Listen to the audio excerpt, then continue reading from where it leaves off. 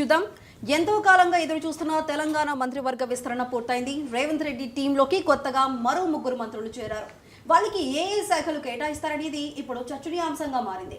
CM దగ్గర ఉన్న శాఖలే కొత్త మంత్రులకు కేటాయిస్తారా, లేక మొత్తం శాఖలను ప్రక్షాళన చేసి ఇతర మంత్రుల దగ్గర ఉన్న శాఖలను సైతం మార్చివేస్తారా అనేది ఉత్కంఠగా మారింది. ఈ నేపథ్యంలో సీఎం రేవంత్ రెడ్డి ఢిల్లీ వచ్చారు. మరి కాసేపట్లో ఆయన పార్టీ పెద్దలతో భేటీ అవుతారు. దీని మీద మరింత సమాచారం మా ఇన్పుట్ ఎడిటర్ నవీన్ అందిస్తారు. నవీన్, చెప్పండి.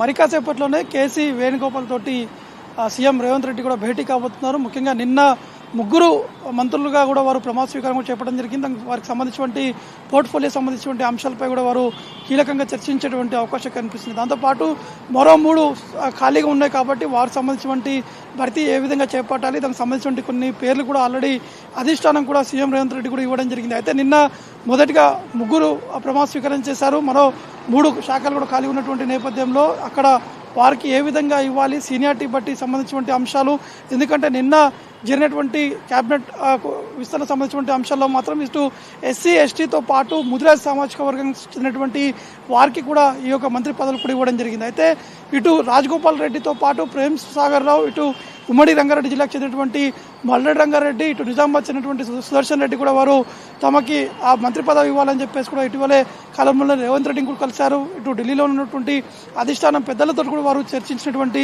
పరిస్థితి నెలకొన్నాయి. కానీ వారి పేర్లు లేకపోవడంతో కొంత వారందరూ కూడా పార్టీపై కూడా కొంత ఆరోపణ కూడా చేసినటువంటి సందర్భం నెలకొన్నాయి. ఎందుకంటే పార్టీ కోసం అహానిశలు పనిచేసినటువంటి వ్యక్తులకి ఆ మంత్రి పదవులు ఇవ్వట్లేదని చెప్పేసి కూడా ఇటు 4 ఆశావాహులు కూడా వారు కొంత అసంతృప్తిగా ఉండడం జరిగింది. ఇటు టీపీసీసీ అధ్యక్షుడు మహేష్ గౌడ్ కూడా వారి ఇంటికి వెళ్ళి కూడా వారిని బుజ్జగించేటువంటి ప్రయత్నాలు కూడా చేయడం జరిగింది. కాబట్టి ఇవన్నీ అంశాలను కూడా రేవంత్ రెడ్డి ఇటు కేసీ వేణుగోపాల్తో పాటు రాత్రి 8 గంటలకి మల్లికార్జున్ ఖర్గేతో కూడా రేవంత్ రెడ్డి భేటీ అవుతారు. ఈ పోర్ట్ఫోలియో సంబంధించినటువంటి అంశాలతో పాటు కార్పొరేషన్ చైర్మన్ సంబంధించినటువంటి అంశాలపై కూడా వారు చర్చించేటువంటి అవకాశం కనిపిస్తుంది. ఎందుకంటే ఇటీవల కాలంలోనే కొన్ని కార్పొరేషన్ చైర్మన్లను కూడా ప్రకటన కూడా చేపట్టడం జరిగింది. మిగతా కొన్ని కార్పొరేషన్ చైర్మన్ కూడా ఖాళీగా ఉన్నాయి కాబట్టి ఆ కార్పొరేషన్ చైర్మన్లు ఇటు కొంతమంది అసంతృప్తిగా ఉన్నటువంటి ఎమ్మెల్యేకి కూడా ఆ కార్పొరేషన్ చైర్మన్ కూడా ఇవ్వాలని చెప్పేసి కూడా కొంత నిర్ణయం కూడా తీసుకున్నట్టు కూడా తెలుస్తుంది. కాబట్టి దీనికి సంబంధించినటువంటి ఆ లిస్టును కూడా ఇవాళ రాత్రి లేదా రేపు ఉదయం వరకు కార్పొరేషన్ చైర్మన్ సంబంధించినటువంటి ఆ లిస్టును కూడా ప్రకటన కూడా చేసేటువంటి అవకాశం కనిపిస్తున్నాయి. మరోవైపు విప్తో పాటు ఇంకా అనేక శాఖలు కూడా కొన్ని ఖాళీలు ఉన్నటువంటి నేపథ్యంలో చీఫ్ విప్ ఎవరికి ఇవ్వాలి, దాంతోపాటు విప్ కూడా ఎవరికి ఇవ్వాలి అనే అంశాలపై కూడా వారు చర్చించేటువంటి అవకాశం కనిపిస్తున్నాయి. ఎందుకంటే సామాజిక వర్గానికి సంబంధించినటువంటి అంశాలపై కూడా పూర్తి స్థాయిలో ఇప్పటికే కాంగ్రెస్ అధిష్టానం కూడా పూర్తి స్థాయిలో వారు ఫోకస్ కూడా పెట్టడం జరిగింది. ఈ అన్ని అంశాన్ని కూడా పరిణామం తీసుకున్న తర్వాతనే ఈ కార్పొరేషన్ చైర్మన్తో పాటు విప్ సంబంధించినటువంటి ఒక ప్రకటన కూడా చేసేటువంటి అవకాశం కనిపిస్తుంది. మరోవైపు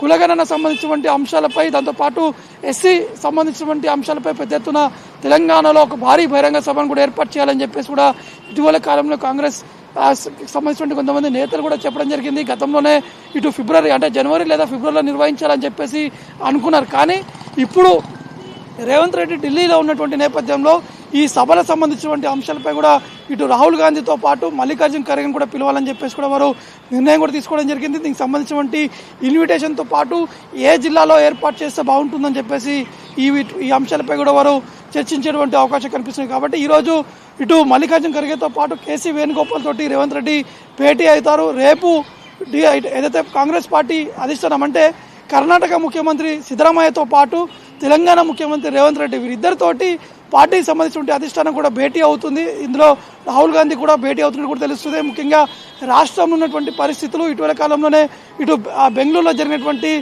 ఘటన సంబంధించినటువంటి అంశాలపై కూడా ఇటు అధిష్టానం కర్ణాటక సీఎంను కూడా అడిగి తెలుసుకునేటువంటి అవకాశం కనిపిస్తుంది. మరోవైపు ఇటు క్యాబినెట్ సంబంధించినటువంటి కూర్పు జరుగుతుంది కాబట్టి ఇక్కడ ఉన్నటువంటి పరిస్థితిని కూడా రేవంత్ రెడ్డి తోటి రాహుల్ గాంధీ కూడా భేటీ అయ్యి అన్ని అంశాలపై కూడా చర్చించేటువంటి అవకాశం కనిపిస్తుంది.